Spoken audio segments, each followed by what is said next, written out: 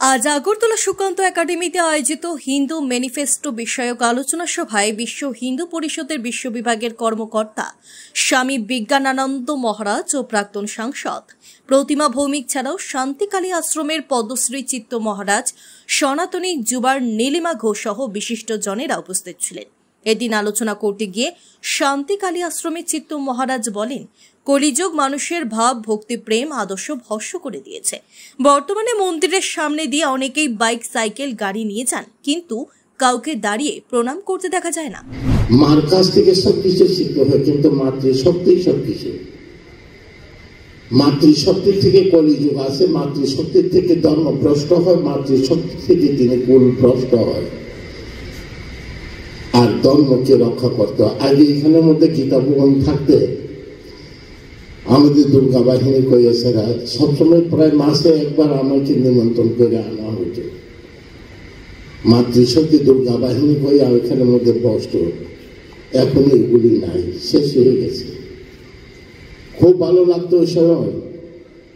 মাতৃশক্তি যদি সেখানে থাকে, সেখানে ধর্ম একটা থাকে, আর স্বামীকেও ধর্মের পথে নিয়ে আসতে পারে মাতৃশক্তিকে। আজকের এই আলোচনা সভায় হিন্দুদের বিভিন্ন অধিকার ও দায়িত্বের বিষয়ে আলোচনা করা হয়। অনুষ্ঠানে আলোচনা করতে গিয়ে প্রাক্তন সাংসদ প্রতিমা ভৌমিক বলেন, এক সময় আমরা হিন্দু বলতে লজ্জা পেতাম, কিন্তু আজ আমরা গর্বের সঙ্গে বলতে পারি আমরা হিন্দু। আমরা কমিউনিস্ট ম্যানিফেস্টো শুনেছিলাম, কিন্তু হিন্দু ম্যানিফেস্টো শুনিনি। এই হিন্দু ম্যানিফেস্টো হলো গোটা বিশ্বের জন্য একটি দলিল। চিত্ত মহারাজ, স্বামী বিজ্ঞানানন্দজি মহারাজ যারা রয়েছেন, বিজ্ঞানানন্দজি তাদের মতো এবং পারিপার্শ্বিক পরিস্থিতির কারণে আজকে আমরা গর্বের সঙ্গে বলি আমি হিন্দু। আমরা গর্বের সঙ্গে ভারত মাতার জয়ের ধ্বনি করি, গর্বের সঙ্গে আমরা বন্দে মাতরম ধ্বনি উচ্চারণ করি। আজকে দ্য হিন্দু ম্যানিফেস্টো, আমরা কমিউনিস্ট ম্যানিফেস্টো আমরা শুনেছি, হিন্দু ম্যানিফেস্টো আমরা শুনিনি। এটা কি এবং কেন? এটা শুধু আমাদের রাজ্য বা ভারতবর্ষের জন্য না, গোটা বিশ্বের জন্য এটা দলিল। আমরা জানি আমরা আমাদের সভ্যতা, আমাদের সংস্কৃতি এবং আমাদের ধর্ম হাজারো বছরের প্রাচীন।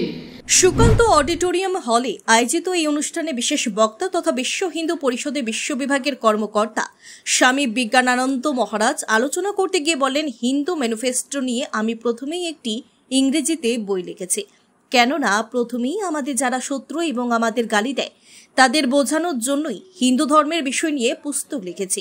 আগামী দিনে তিনি এই পুস্তিকা বাংলা হিন্দি ভাষায় ছাপাবেন বলে জানান। বিশ্বে 120 কোটি হিন্দু রয়েছে, আর দুনিয়াতে একমাত্র হিন্দুরাই এখনো সার্ভাইভ করছে। তিনি উল্লেখ করেন, ইছাই কোনো ধর্ম নয়। একজন স্প্যানিশ ইউরোপে গিয়ে রোমান সভ্যতা, গ্রিক সভ্যতা ধ্বংস করে ইছাই ধর্ম স্থাপন করেছেন। তিনি আমেরিকার টরেন্টো, বোস্টন সহ 16টি শহরে গিয়ে হিন্দু ধর্ম নিয়ে আলোচনা করেছেন বলে উল্লেখ করেন। मैंने को सब जगह बताया कि दुनिया में हम हिंदू ही हैं जिसको परंपरा से अभी तक सरवाइव किए हैं।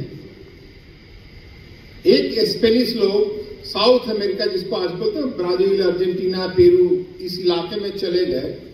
100 साल के अंदर उन्होंने पूरे महादेश को ईसाई बना दिया, और वहां बड़ी सभ्यता थी, इनका मय सभ्यता, इनका सभ्यता, एज़टेक सभ्यता, सबको उन्होंने नष्ट करके म्यूजियम में पहुंचा दिया। এদিন অনুষ্ঠানের শেষে এক সাক্ষাৎকার সনাতনী যুবার নীলিমা ঘোষ বলেন, হিন্দু কোনো রিলিজিয়ন নয়, হিন্দু হলো জীবনের পন্থা, আলাদা কোনো কিছু নয়। আজ বিজ্ঞানানন্দ মহারাজের বক্তব্য শুনে সবাই আপ্লুত হয়েছেন এবং আমরা গর্বের সঙ্গে গিয়ে বলতে পারি আমরা হিন্দু। উনার বক্তব্যের মাধ্যমে সবাই সমৃদ্ধ হয়েছে। আজকের যে অনুষ্ঠান, উনি একটা কারণবশত ত্রিপুরায় এসেছেন। তো ত্রিপুরা এসেছেন উনি, তো আপনারা জানেন ভালো যে স্বামী বিজ্ঞানানন্দ মহারাজ উনি ওয়ার্ল্ড বেস্ট, শুধু কেবল ভারতের নয়, উনি সারা বিশ্বের মধ্যে উনি হিন্দু সংগঠনটাকে দেখেন। সেই মোতাবেক উনি সেবাদামে এসেছিলেন। পরে আমরা মানে ওনাকে আমন্ত্রণ করে বললাম যে আপনি যদি একটু আমাদের সমৃদ্ধ করেন, উনি আমাদের জন্য এখানে এসেছেন।